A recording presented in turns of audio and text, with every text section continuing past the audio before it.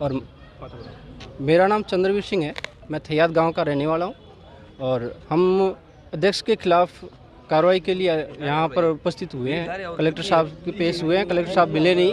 अतिरिक्त जिला कलेक्टर के सामने हमने विज्ञापन दिया है अध्यक्ष साहब की मनमानी के खिलाफ। अध्यक्ष साहब से जो हम मतलब हमारे गांव में जो एक ग्रामदानी गांव है थैयाद, उसके अध्यक्ष साहब से जो ज़मीन के बारे में पूछते हैं तो संतुष्ट जवाब नहीं देते और जो गैर खातेदारी ज़मीनें टीपी की जाती है वो अपने मनमाने ढंग से करते हैं। अपने रिश्तेदारों के नाम कर दी है और हम जब जाते हैं तो बोलते हैं ज़मीन आप खाली दिखा दो, हम कर देंगे। अब खाली अध्यक्ष के पास रिकॉर्ड है पूरा, तो हमें क्या पता रहेगा कौन सी ज़मीन खाली है जो हमारी वहाँ पर टीपी करें।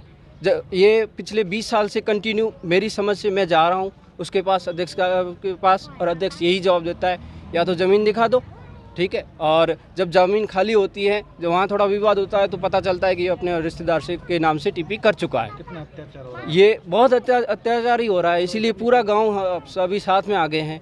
अत्याचार ही हो रहा है।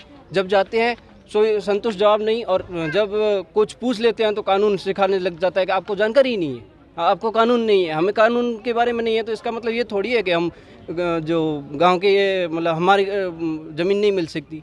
कई ऐसी ज़मीनें हैं जो अभी स्थायी कर दी है उन्होंने, अस्थायी से स्थायी कर ली है, खातेदारी अभी हो गई है और हम लोग बिल्कुल वंचित हैं। जिनके पास ज़मीनें 200-200 बीघा ज़मीनें पड़ी है वो आज भी टीपी, उनके बच्चे, उनकी बीवियां तक 20-20 बीघा उनके टीपी कर दी और हमारे पास बिल्कुल नहीं है। मेरे पास कोई भी रिकॉर्ड चेक कर लो आप, मेरे खिलाफ मेरे पास कोई ज़मीन नहीं है, फिर भी मेरी थैयाद गांव है, हमारा गांव ग्रामदानी है, उसके अध्यक्ष मूल सिंह है।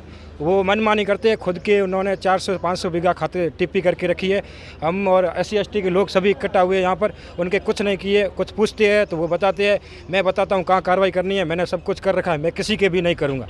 कल हमने मीटिंग की थी, हमारे को कोई संतुष्ट जवाब नहीं दिया। उन्होंने 15 लोगों की गैर खातेदारी की है और जो मेंबर है वो खुद के बना के रखे है और जो भी वो करना बोला, मैं जो चाहूँगा वही करूँगा।